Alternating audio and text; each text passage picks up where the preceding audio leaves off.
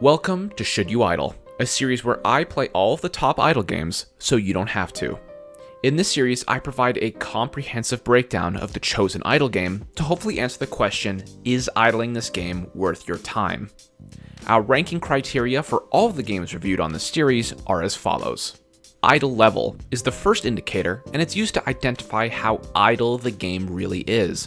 Measuring a game's idleability is complex, but it will be broken down into simpler terms later in the video.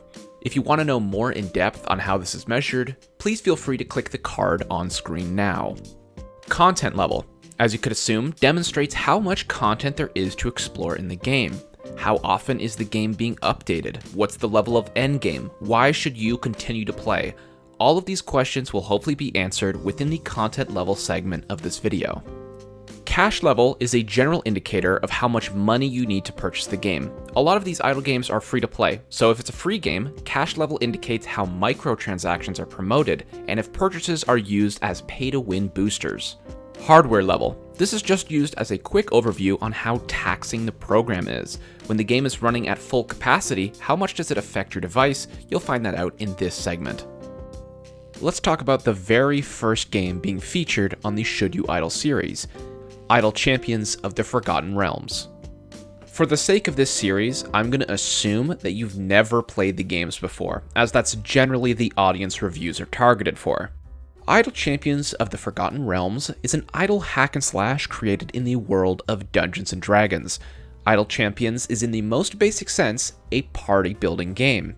As you progress through a campaign, you find new party members that help you hack and slash your way through foes to get gold and different rewards.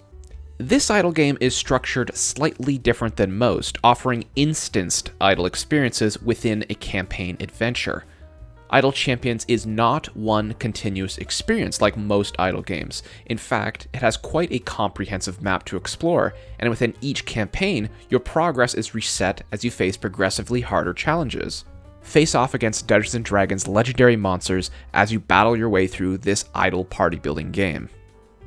Okay, let's get started with my evaluations that I mentioned from the beginning, starting with the first of the four categories, the idle level. Idle Champions of the Forgotten Realms earns a 40% in the idle level category. This is because at the end game, you have access to almost complete idle gameplay, while in the early game and frankly mid game, you have little to zero idle gameplay.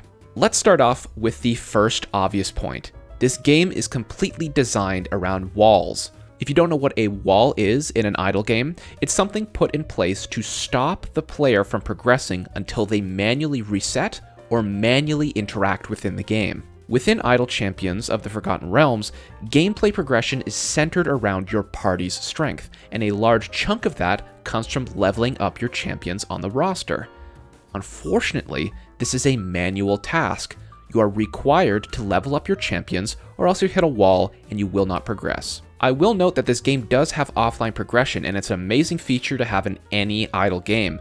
However, when you undoubtedly hit a wall, you won't be progressing at all, because you'll hit that wall and your time will be wasted and you'll be stuck in the same spot. There are, however, late game options for players to experience an actual idle game, but that's after spending hundreds if not thousands of hours on the game or spending real life money.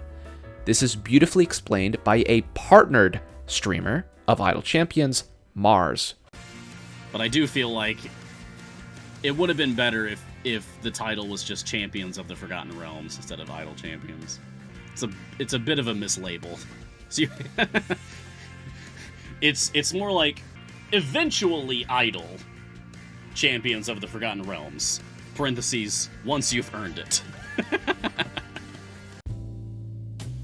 Now, say you don't want to spend real money, and you want to find the fastest way you can possibly achieve a true idle experience within the game. To do this, you'll need to prioritize collecting familiars. Familiars in Idle Champions are a unique item that can be purchased with earnable in-game currency, or, as I mentioned, actual money. Familiars act as auto-clickers, and they can be assigned to your bench of champions to automatically level them up. Remember how I said you'll keep hitting a wall if your party isn't strong enough? Familiars are your key to the idle experience of Idle Champions. If you would like to know more about what puts the idol in an idle game, you can check out my video analysis on a study done for the 2015 International Games Media Conference. You'll find more information and a categorical analysis on what truly defines an idle game there. Back to the idle level of this game though. We've established there is an exponential trend of interactability within idle champions. As you accumulate more familiars, your level of interactability drastically diminishes. According to the community, you can achieve an inefficient yet idle experience once you've unlocked around 9 familiars. If you don't want to spend any money on this game, and you're willing to farm the hell out of the currency used to buy the 9 familiars, you're looking at about 500 hours of active playtime. If you want to play passively and over a longer period of time, you're looking somewhere north of at least 1,000 hours to get that same 9 familiars, and I'm gonna be honest, I don't think 1,000 hours is enough. Idle Champions of the Forgotten Realms has many great qualities that we will be going over later in this video. If you're looking for an idle game that you can just throw on in the background and not pay much attention to, this game probably isn't for you. There's a very, very high level of interactability required for new players, and a true idle experience is only unlocked after you've earned it, which for most people, as I mentioned, is between 500 and 1,000 hours. Is it weird that you have to earn idle gameplay in an idle game? Yes, it is. I do agree that that's weird, but it's kind of like that's part of the charm. It's kind of what sets it apart from a lot of other idle games. Content level. Going on what Mars just said in that last clip, I do think this game has a very unique design, and it has perhaps some of the most and best content out there compared to its competitors. For that reason, I'm going to give it a 90% when it comes to content level. So let's touch on some of the reasons why I think this game has a great content delivery system. I think this game has a beautiful campaign or mission design compared to other games. This isn't a clicker game per se, it has a story, written dialogue between characters, deep lore and details, and new locations to explore. In Idle Champions, there are a selection of campaigns you can choose to play from on the left-hand side of your screen. Each of these campaigns have a multitude of adventures that you can complete with unique challenges and unique rewards.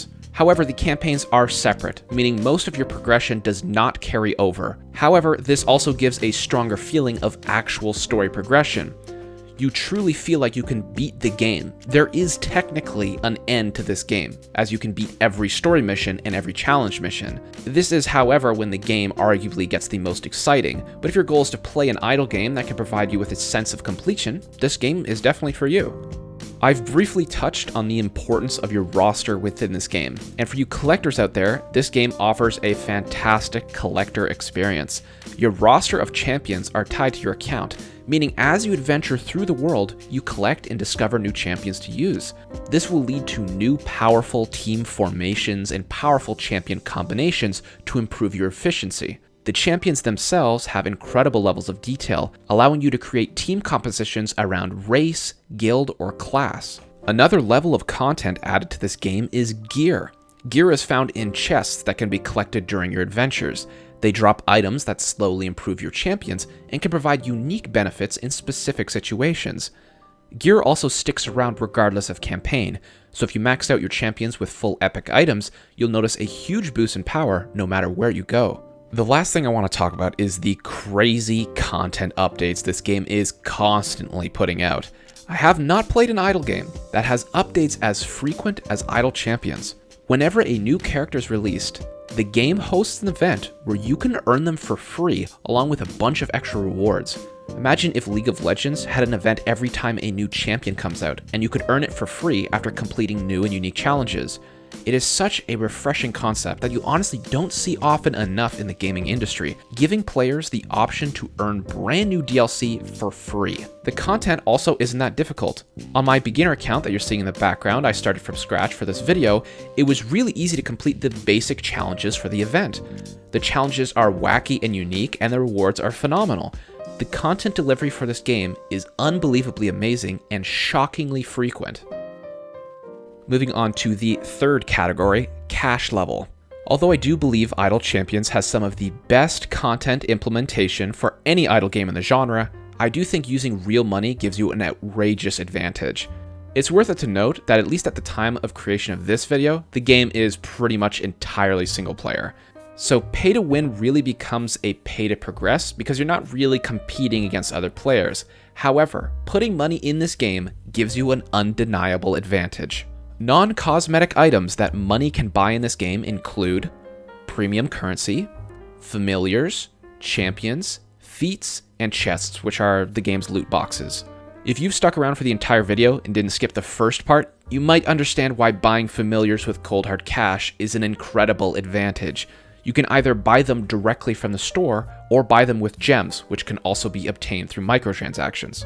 This fundamentally creates an issue for new players. In Idle Champions, you can either play for 1,000 hours to maybe unlock the familiars required for automation, or you can spend $40 to $50 and just buy them. I personally think this is unhealthy for the new player experience and was a major turnoff for most of my friends who tried out the game. When they found out Idle Champions could become an idle game after spending real money or by playing for months, they didn't think it was worth either the time investment or the cash investment. To play devil's advocate, this is a free-to-play game that offers brand new DLC champions for absolutely free during in-game events.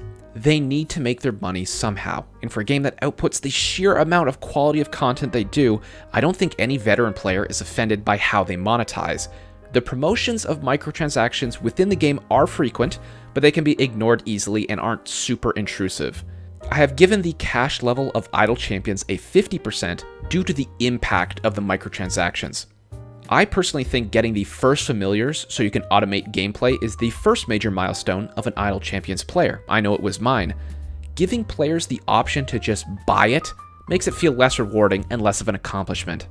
Going back to what Mars said, it's weird that you have to earn idle gameplay. What's weirder is that you can also just buy it. You don't have to earn anything if you spend money, and I think that's slightly predatory for a free-to-play game. However, as I said, this game really has a lot of polish, and I wouldn't be surprised if people solely purchase the microtransactions to support the developers. I'm not a fan that you can buy game-altering items for a couple bucks, but I am a fan of supporting free-to-play games with fantastic developer teams. The final category is hardware level, and this is the first category that's purely objective and not based on my opinion. Idle Champions is available on PC, console, and mobile devices, and the game runs pretty well. I personally have a very strong computer, and I've never run into issues having the game minimized or on my second monitor. I have seen instances of people's devices absolutely breaking deep into the endgame, and I believe it's quite difficult to run on mobile after a certain round. However, I can't really speak for mobile players or console players. They can let you know how it runs in the comments of this video. As I mentioned, I never really had a problem with it on PC. Tiamat, which is a dragon boss battle, sometimes lags my computer a bit, but it's not really noticeable. There are absolutely some idle games that destroy my computer, but I haven't really had that issue with Idle Champions. So for the hardware level, it gets a 90%. Very infrequently does my computer lag while running the game. However, it's definitely happened a couple of times, but it's really not a big deal. Overall, I think Idle Champions can be perfectly defined by what Mars said in the first clip. Idle Champions of the Forgotten Realms really should be called Champions of the Forgotten Realms. For all players with less than 400 hours, this game has zero idle experience. It requires constant interaction and constant micromanagement in order for you to progress. Obviously, you can set up macros and have third-party programs do this for you, but really we're just talking about the systems of the game as a whole. So if you want to achieve a true idle experience within the base game, you need to invest copious amounts of time or use microtransactions to fast-track your progress. However, that's not without the upsides of the game. Boasting a complete world with lore, storytelling, and unique missions, the world of Idle Champions will keep you interested and engaged throughout your time playing. If you're looking for an idle experience with low interaction, I would advise against playing Idle Champions of the Forgotten Realms.